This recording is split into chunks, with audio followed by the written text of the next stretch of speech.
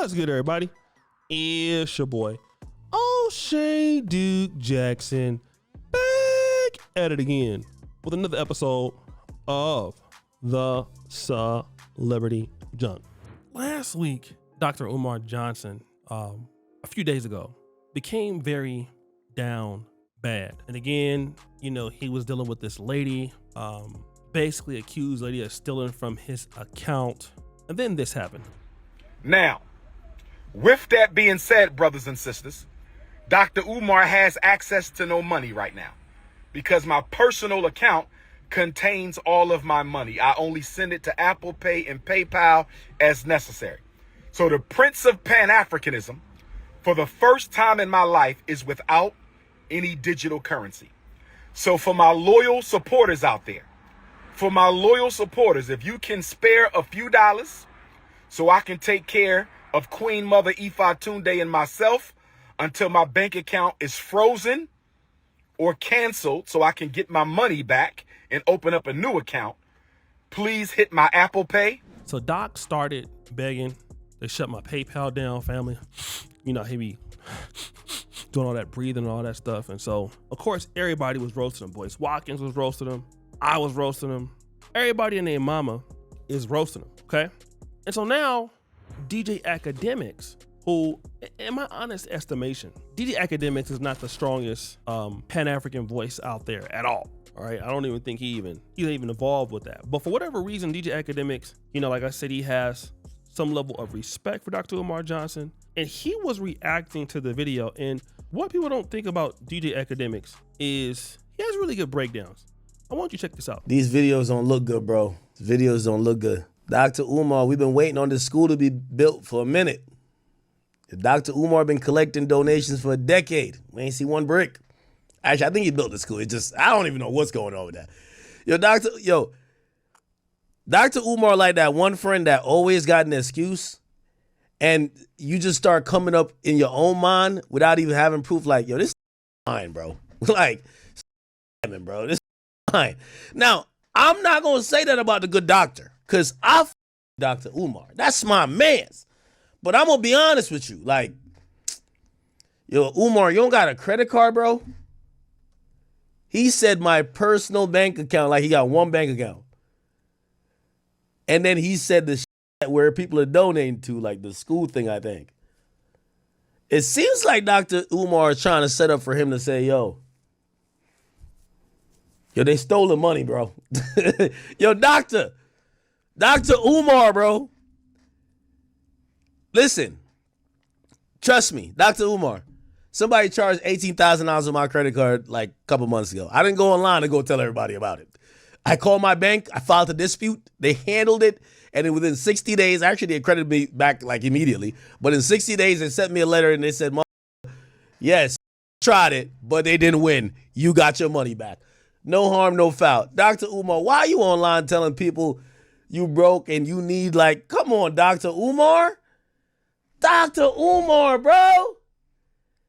Like the way Dr. Umar move is it's just a little bit like, come on, bro. Like you could do this, but handle it privately, bro. People are a little bit already skeptical about you always asking for money. The worst thing to do is now tell them that the money that they may have sent you or your personal money is compromised, because it feels like you're laying a groundwork for saying, when people say, yo, what happened to the bread? You're like, well, I did tell you, try to steal it. So now I really want to deal with some of the things that he's talking about and why it's so important. Number one, Dr. Umar Johnson, I remember especially around the time he got caught in the scandal with the conscious stripper, which her name was Kim Ringgold. The conscious stripper, the whole issue with that in Dr. Umar Johnson, what he was saying was, look, you blacks, the reason why we don't have what we have in the community is because you guys don't give money. Dr. Umar Johnson was supposed to have the money for the school. Dr. Umar, and you know, he refers to himself in third person. And typically, let me just say this as a guy that's been working my ass off in this space, and you know, I could ask for donations and things like that, and I don't. But in the Pan-African space, in the black space,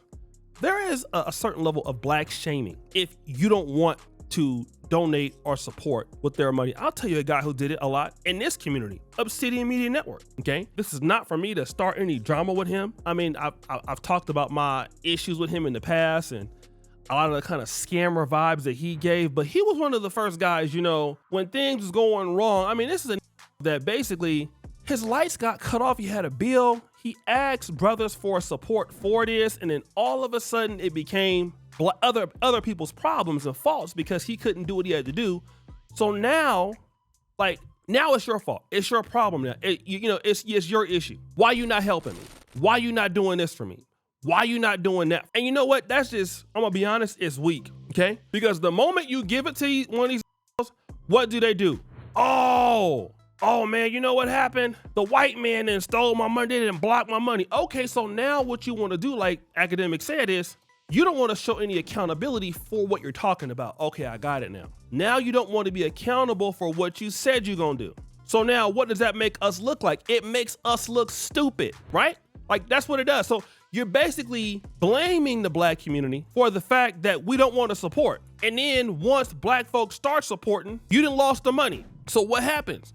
Now we don't know where that money is going to be. We don't know if that money is going to come back. And knowing Dr. Umar Johnson is not going to come back, and then now you begging again. So, and this is the main reason why black people don't like supporting. It's the real reason, okay? It's the real reason. Black people don't like supporting because of this. That's why. And I'm gonna tell you what happens, especially amongst black community issues and grassroots things. The people that typically get the most money are typically the people who are most charismatic. All right, that's kind of how it works. Unfortunately, to the disservice of people who are actually good people, people who are actually talented people. It's unfortunate, but this is the case here. This is exactly what happens. All right. So now, what occurs is, you know what? I like how this brother talk. Let me support him. Let me start giving him money. You get him, I'm gonna tell you exactly what's gonna happen. Soon as you do that, lose the money. So now you start getting a feeling in your mind about blacks, like, man, you know, I don't want to support them no more, bro. I don't want to support black businesses. And so when you start to see a brother out there, he's supporting the community, you become skeptical.